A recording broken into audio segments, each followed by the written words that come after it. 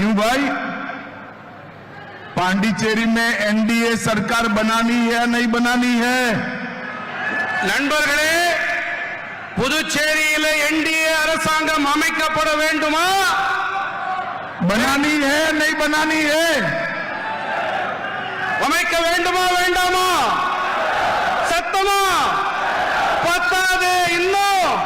अरे भाई मैं बोलूं इतना ही बोलिए, आप ज्यादा मत बोलिए। हाँ? तो ऐसी आवाज नहीं चलेगी। இவ்வளவெல்லாம் எனக்கு பத்தாது, இன்னும் வேணும். मेरे साथ दोनों हाथ उठाइए जरा, என் கூட கையை மேல உயர்த்தி சொல்லுங்க. पांडिचेरी में सरकार बनाने के लिए मुट्ठी बींचिए और प्रचंड आवाज से बोलिए, भारत माता की, भारत माता की। मंच पर उपस्थित Shriman Mansukh Mandaviya ji, Shri Ramalingam ji, Shri Nirmal Kumar Surana ji, Shri R Selvam ji, home minister Pondicherry A Namassivayam ji, Shri A John Kumar ji, S Silva Ganapathy honourable member parliament, Shri Kalyana Sundaram ji, Sai J Saravana Kumar ji, Vivian Richard ji, E Thippenthan ji, Shri GNS Rajasekaran ji, Shri V Selvam ji, general secretary Mohan Kumar ji, general secretary M Lakshmi Narayan ji, ex MLA Shri V M C V Ganapathy ji, Shri K Venkat ji, Shri R B Ashok Babu ji, और आज इस विशाल सभा में आए हुए मेरे प्यारे भाइयों बहनों माताओं और विशेषकर आए हुए मेरे युवा मित्रों को मेरा राम राम नमस्कार। இந்த விசாலமான சபையிலே இங்கே இந்த பெரிய எண்ணிக்கையிலே குழுமி இருக்கின்ற என்னுடைய சகோதர சகோதரிகளே, தாய்மார்களே, என்னுடைய சகோதரிகளே, குறிப்பாக என்னுடைய இளைய நண்பர்களே, உங்களுக்கு எல்லாம் என்னுடைய பணிவான வணக்கங்கள்.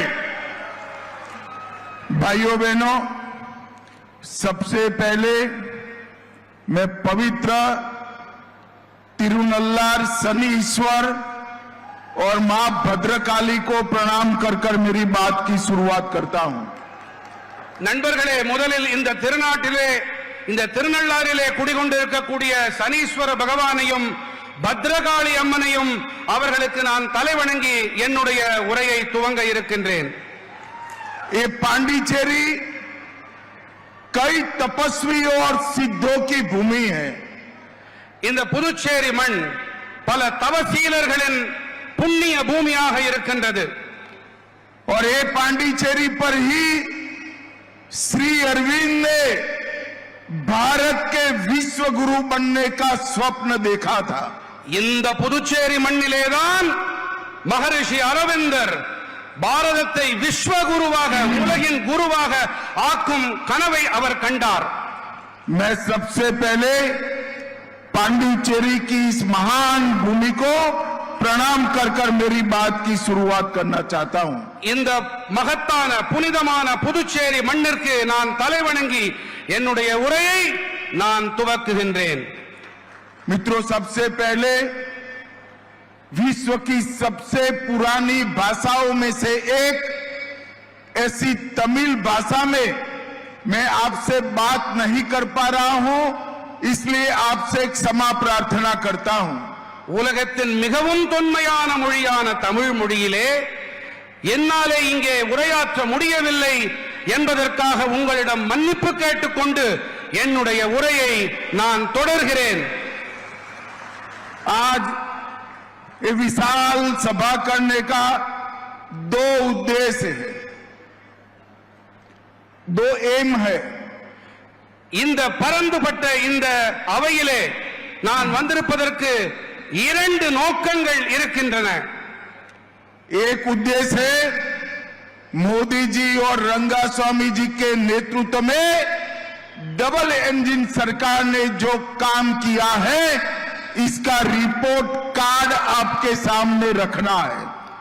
முதல் நோக்கம் என்னவென்றால் நம்முடைய மாண்புமிகு பாரத பிரதமர் நரேந்திர மோடி அவர்கள் தலைமையிலும் இங்கே புதுச்சேரியின் முதலமைச்சர் ரங்கசாமி அவர்களுடைய தலைமையிலும் இத்தனை ஆண்டு காலம் என்ன நடந்திருக்கிறது என்பதற்கான பட்டியலை அறிக்கையை உங்கள் முன் சமர்ப்பிக்க நான் வந்திருக்கிறேன். मित्रों, और दूसरा उद्देश्य है कि यूपीए इंडिया अलायंस जो थिया शक्ति है उसको बेनकाब करना है, उसका पर्दाफाश करना है. இரண்டாவது நோக்கம் என்னவென்று சொன்னால் இந்த இண்டி கூட்டணி இருக்கிறதே இவர்களுடைய தீய நோக்கம் அந்த திரையை கிழித்தெறியும் நான் இங்கே வந்திருக்கிறேன். 5 साल पहले पांडिचेरी की जनता ने यहां मोदी जी के और रंगास्वामी जी के नेतृत्व में एक एनडीए सरकार बनाई. 5 ஆண்டுகள் முன்பாக இந்த இடத்திலே புதுச்சேரி மக்கள் மோடிஜி மேலும் ரங்கசாமி அவர்களின் தலைமையின் கீழே இங்கே என்டிஏ அரசை அமைத்து அளித்தார்கள். और ये सरकार ने 3 काम किए हैं. एक, यहां पर भ्रष्टाचार को समाप्त कर दिया है. இங்கே இந்த என்டிஏ அரசாங்கம் 3 வேலைகளை செய்திருக்கிறது. ஒன்று, இங்கே ஊழலை ஒரு முடிவுக்கு கொண்டு வந்திருக்கிறது. दूसरा, जो पहले कांग्रेस सरकार थी वो दिल्ली के उनके मालिकों का एटीएम बनाया था पांडिचेरी को.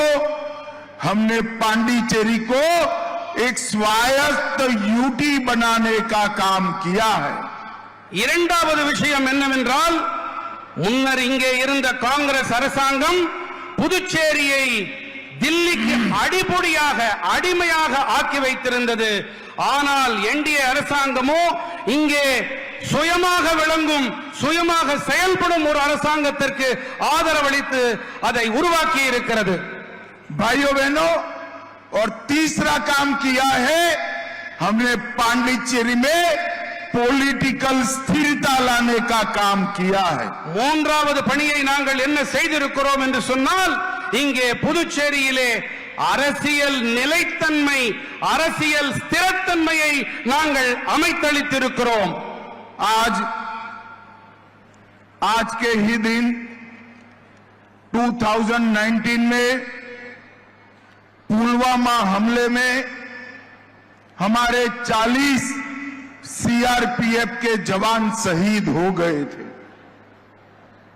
2019 ஆண்டிலே புல்வாமா காஷ்மீரின் புல்வாமாவிலே நம்முடைய 40 சிஆர்பிஎஃப் வீரர்கள் உயிர் தியாகிகள் ஆனார்கள், பலிதானிகள் ஆனார்கள்.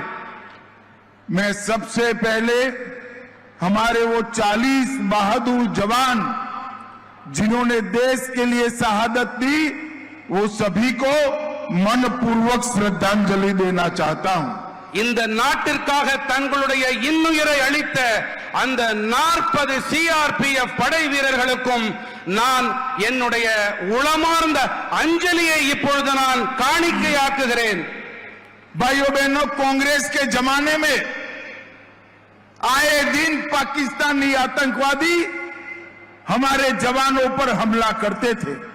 காங்கிரஸ் ஆட்சியின் போது ஒவ்வொரு நாளும் பாகிஸ்தானிலிருந்து தீவிரவாதிகள் பயங்கரவாதிகள் வருவார்கள், நம் மீது தாக்குதல் தொடுப்பார்கள். और ये जो हमला करने की परंपरा को कांग्रेस ने रूटीन बना दिया था. இந்த அன்றாட தாக்குதல் என்ற இந்த சம்பவத்தை காங்கிரஸ் அவர்கள் இதனை ஒரு வாடிக்கையாகவே ஆக்கி இருந்தார்கள். और इस पर देश के प्रधानमंत्री, गृह मंत्री, रक्षा मंत्री कोई रिएक्शन तक नहीं आता था.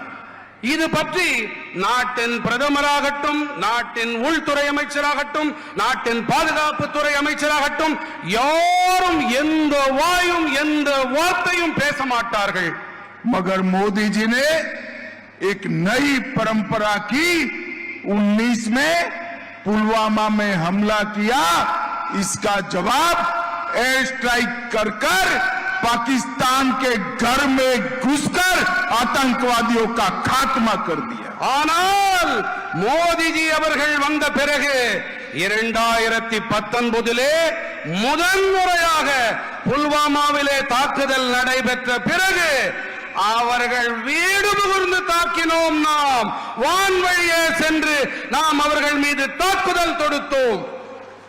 पहले सर्जिकल स्ट्राइक, फिर एयर स्ट्राइक और अंत में ऑपरेशन सिंदूर कर कर पाकिस्तान को मजबूत जवाब देने का काम नरेंद्र मोदी जी ने किया है.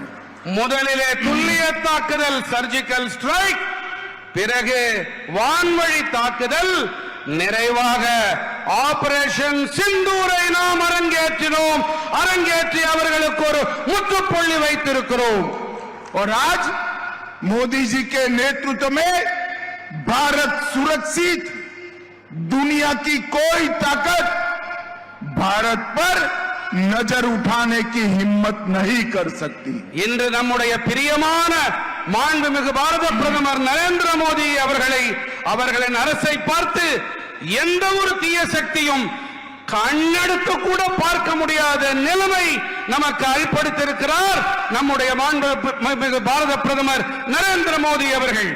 मोदी जी ने भारत को समृद्ध करने के साथ साथ सुरक्षित करने का भी काम किया है. நம் பாரத நாட்டிற்கு மோடிஜி அவர்கள் வளமையை மட்டும் அளிக்கவில்லை, வலுவான பாதுகாப்பையும் அளித்திருக்கிறார். मित्रों, पुडुचेरी की जनता ने एनडीए पर, बीजेपी पर, हमारे नेता रंगास्वामी जी पर और मोदी जी पर भरोसा जताया है. நண்பர்களே, நம்முடைய புதுச்சேரி வாழ் மக்கள் என்டிஏ மீதும் பிஜேபி மீதும் ரங்கசாமி அவர்கள் மீதும் அன்புக்கு உரித்தான நம்முடைய மோடிஜி மீதும் மிகப்பெரிய நம்பிக்கையை வைத்திருக்கின்றார்கள். 2021 असेंबली इलेक्शन में पुडुचेरी की जनता ने 44% वोट दिया. 2021 ஆண்டு நடந்த புதுச்சேரி சட்டப்பேரவை தேர்தல்களிலே புதுச்சேரி மக்கள் நமக்கு 44 விழுக்காடு ஆதரவு அளித்திருக்கின்றார்கள். और 30 में से 16 सीटें दी थी. 16 आउट ऑफ 30. 30 16 நமக்கு சீட்டுகளை அளித்திருக்கின்றீர்கள். मगर इस बार भारतीय जनता पार्टी और एआईएनआरसी का अलायंस, एआईडीएमके का अलायंस हम लक्ष्य कर चले हैं कि 60% वोट के साथ more than 24 seat BJP alliance जीतेगी. ஆனால் இந்த முறை நாம் நம்முடைய கூட்டணி கட்சிகள் பாரதிய ஜனதா கட்சியோடு சேர்ந்து என்ஆர்சி, அஇஅதிமுக இந்த கட்சிகள் எல்லாம் சேர்ந்து 60% வாக்குகளை பெறுவோம். நாம் 24 இருக்கைகளையும் நமக்காக்கிக் கொள்வோம். मित्रों, हमारे 5 साल जो गड्ढा कर गए थे नारायण, वो गड्ढे को भरने में गए हैं.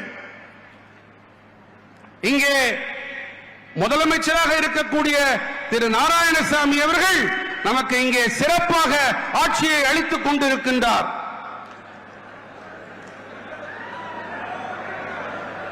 रंगसामी அவர்கள் இங்கே மிகச் சிறப்பாக गलत बोल रहे भाई. रंगास्वामी ने नारायण स्वामी गड्ढा कर गए थे, मतलब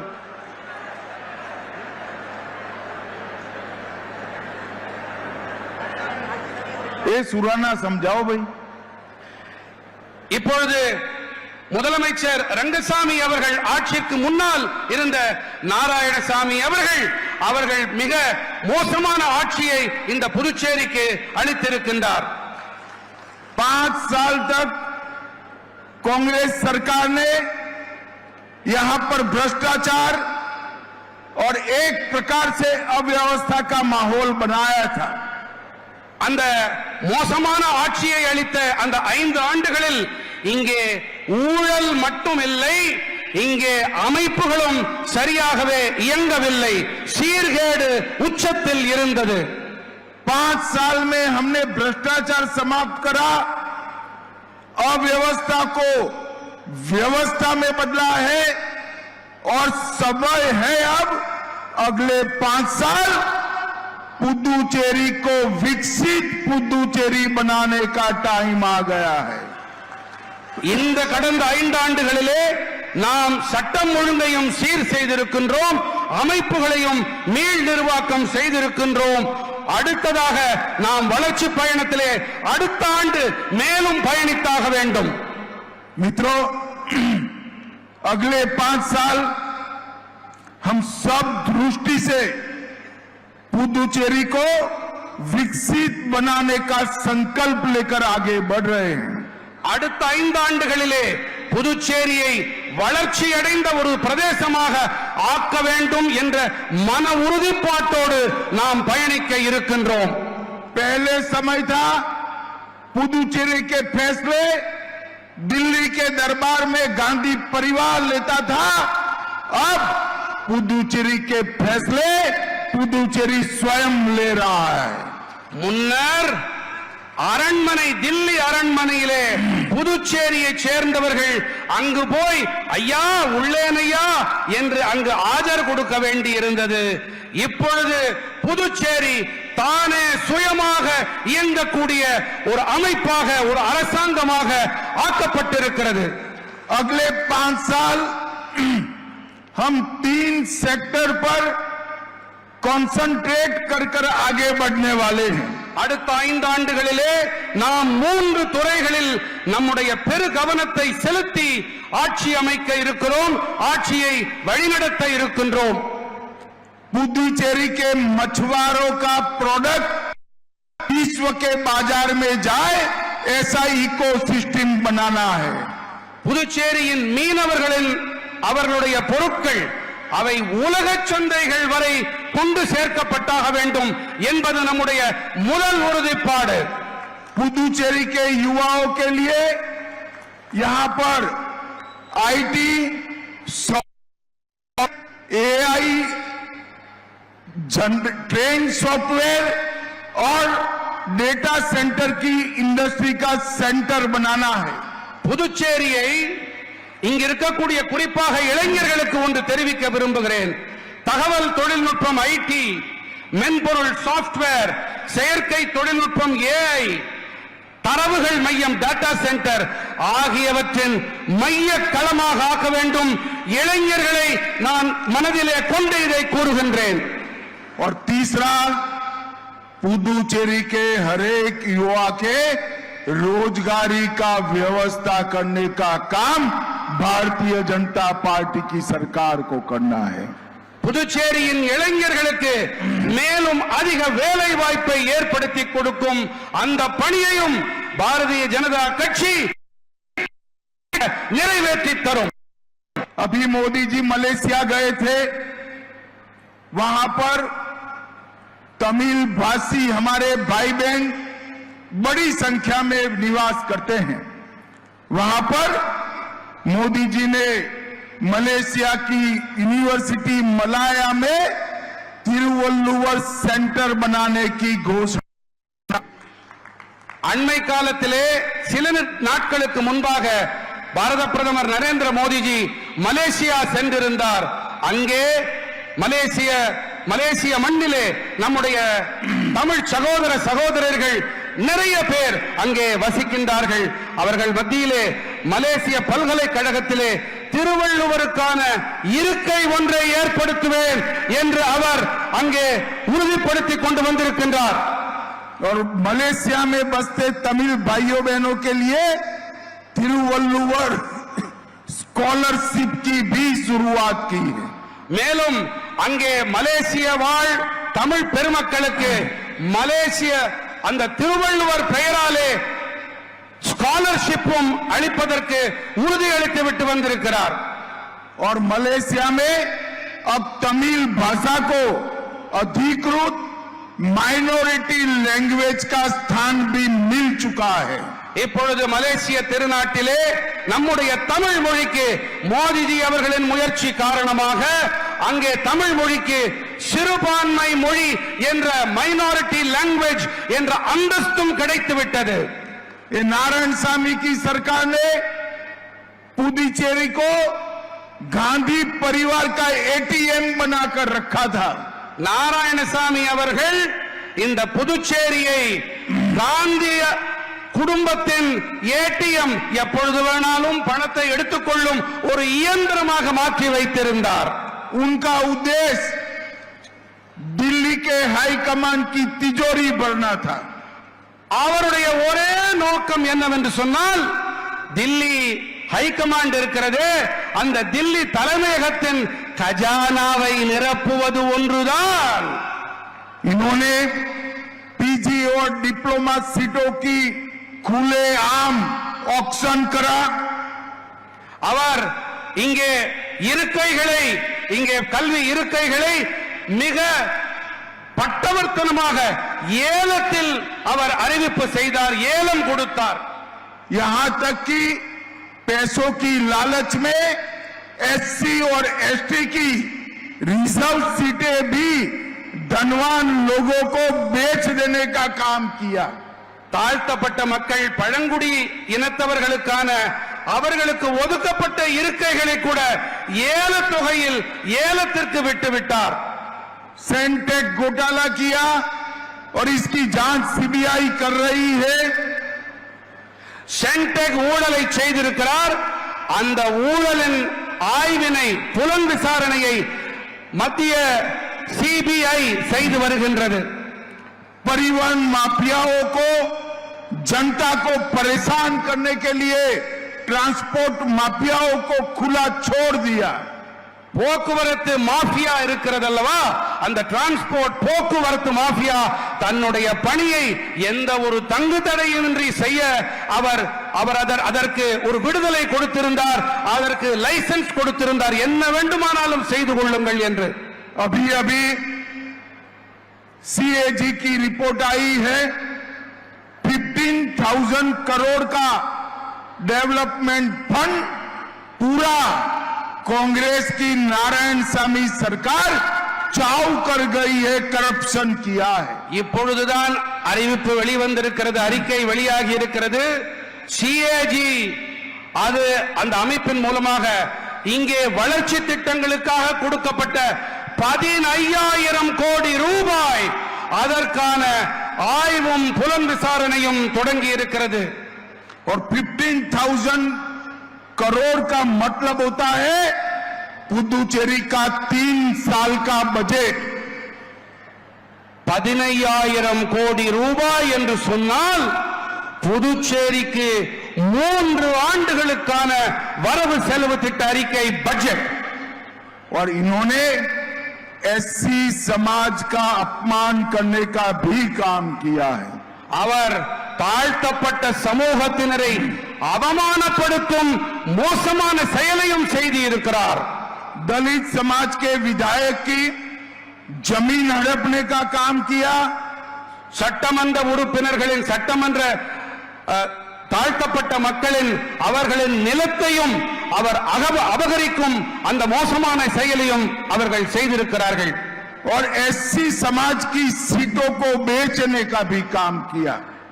தாழ்த்தப்பட்ட மக்களுக்கு என ஒதுக்கப்பட்ட தொகுதிகள், அந்த தொகுதிகளை கூட விற்பனைக்கு விட்டிருக்கும் மோசமான பணியையும் செய்திருக்கிறார். उनके समय में एक भी इंडस्ट्री यहां पर नहीं आई। அவருடைய காலகட்டத்திலே இங்கே ஒரு தொழில் கூட துவங்கப்படவில்லை. ये 5 साल में जोहो ने सॉफ्टवेयर डेवलपमेंट सेंटर अपने पुदुचेरी में खोला है। Zoho software development centre Zoho ने खोला है। இங்கே இந்த 5 ஆண்டுகளிலே ஜோஹோ அமைப்பு இங்கே ஒரு மென்பொருள் மேம்பாடு ஒரு மையத்தை ஒரு நிறுவனத்தை திறந்திருக்கிறது.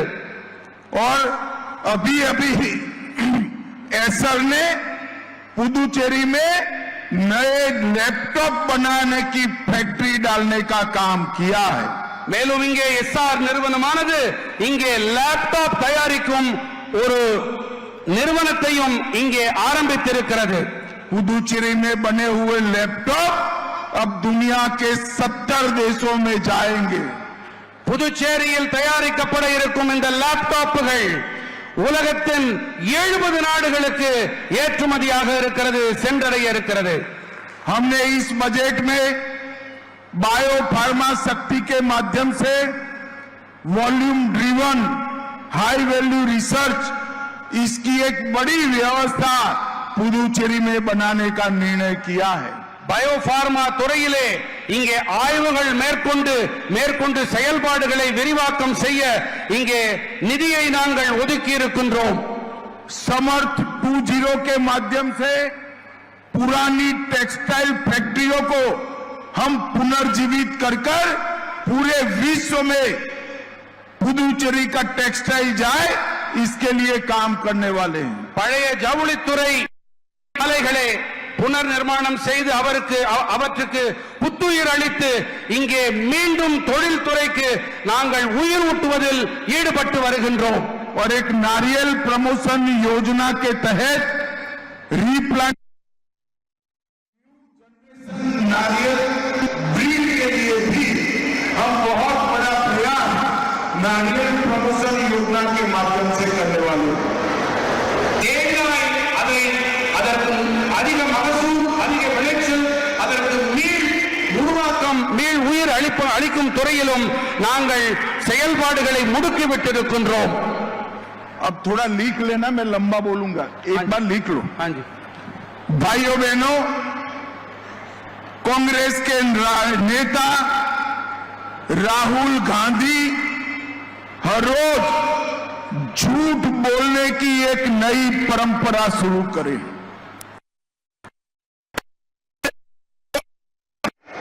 नरेंद्र मोदी जी ने यूरोपियन यूनियन और इंग्लैंड के साथ किए हुए फ्री ट्रेड एग्रीमेंट और अमेरिका के साथ किए हुए ट्रेड डील से हमारे देश के मछुआरों का सबसे बड़ा फायदा होने वाला है. राहुल गांधी जी देश के मछुआरों और किसानों को गुमराह करना चाहते हैं. वो झूठ बोलकर भ्रांति फैलाना चाहते हैं. मैं आज ये मंच से राहुल गांधी जी को जवाब देना चाहता हूं. राहुल गांधी जी, ट्रेड डील और एफटीए की बारीकियों को ध्यान से देखिए. नरेंद्र मोदी जी ने हमारे देश के किसानों को और पशुपालकों को 100% प्रोटेक्शन देने का काम किया है. इस एफटीए से और ट्रेड डील से हमारे किसानों को कोई नुकसान नहीं होने वाला है. किसानों का नुकसान आपकी मनमोहन सिंह सरकार के वक्त किया था. कई ऐसे वैश्विक समझौते किए जिसमें किसानों के हितों को बेच दिया गया था. नरेंद्र मोदी जी ने यहां पर किसानों का, पशुपालन करने वाले भाइयों बहनों का और मछुआरों का 100% प्रोटेक्शन करने का काम किया है. ये राहुल गांधी जी की नीति है. झूठ बोलो, जोर से बोलो, सार्वजनिक रूप से बोलो और झूठ को बार बार बोलो. मगर राहुल गांधी, इस देश की जनता आपकी झूठ मैन्युफैक्चरिंग करने की फैक्ट्री को अब पहचान गई है. और एक बार मैं फिर से कहता हूं कि 2029 में नरेंद्र मोदी जी के नेतृत्व में NDA lead Bharatiya Janata party का गवर्नमेंट बनने वाला है. आपका बारी नहीं आने वाला। भाइयों बहनों, मैं पुडुचेरी के भी किसानों को, मछुआरों को, टेक्सटाइल इंडस्ट्रीज वालों को ये कहने आया हूं, ना टेक्सटाइल इंडस्ट्री का कोई नुकसान हुआ है, ना मछुआरों का हुआ है, और किसानों को 100% प्रोटेक्शन देने का काम हमारे नेता नरेंद्र मोदी जी ने किया है। और टेक्सटाइल और मछुआरों का पूरी तरह से कामकाज बढ़ने वाला है, और किसानों को सुरक्षित रखने का काम हमारे नेता नरेंद्र मोदी जी ने किया है। சகோதர சகோதரிகளே, ராகுல் காந்தி அவர்கள் பொய் பேசுவதையே தன்னுடைய தொழிலாக வைத்திருக்கின்றார். பிரதம மந்திரி நரேந்திர மோடிஜி அவர்கள் ஐரோப்பிய யூனியனுடனும் இங்கிலாந்து நாட்டுடனும் அமெரிக்காவுடனும் செய்து கொண்டிருக்கின்ற வர்த்தக ஒப்பந்தங்கள், நம்முடைய இந்த ஒப்பந்தத்தால் நம்முடைய மீனவர்கள், விவசாயிகள் ஆகியோருக்கு ஆதாயங்கள் தான் அதிகரிக்குமே ஒழிய அவர்களுக்கு எந்த தீங்கும் ஏற்படாது. அவர்களுக்கு முழுமையாக பாதுகாப்பு இதன் மூலமாக அளிக்கப்பட்டிருக்கிறது. अंत में मैं इतना ही कहना चाहता हूं, पुडुचेरी की जनता को मिलने के लिए मोदी जी आ रहे हैं। ढेर सारी विकास की योजनाओं का मोदी जी उद्घोषणा करने वाले हैं, ढेर सारी योजनाओं का उद्घाटन भी करने वाले हैं, और मोदी जी ने पुडुचेरी को विकसित पुडुचेरी बनाने का जो वादा किया है, अगले 5 साल पुडुचेरी के विकास के 5 साल है।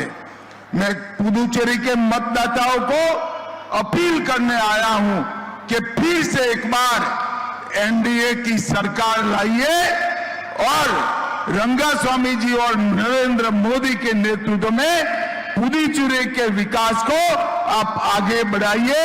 यही मेरी आप सभी से प्रार्थना है। மோடிஜி இன்னும் சில காலத்திலே புதுச்சேரிக்காக அறிவிப்புகளை வெளியிட இருக்கின்றார், திறப்பு விழாக்களை நடத்த இருக்கின்றார். இது வளர்ச்சி புதுச்சேரி என்ற நிலையிலே நாம் இதை ஆக்க வேண்டும்.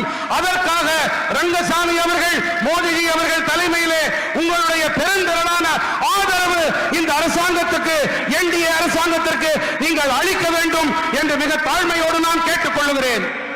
भारत माता की, अरे जोर से बोलिए जरा, भारत माता की, वंदे वंदे वंदे। आप सभी का बहुत बहुत धन्यवाद।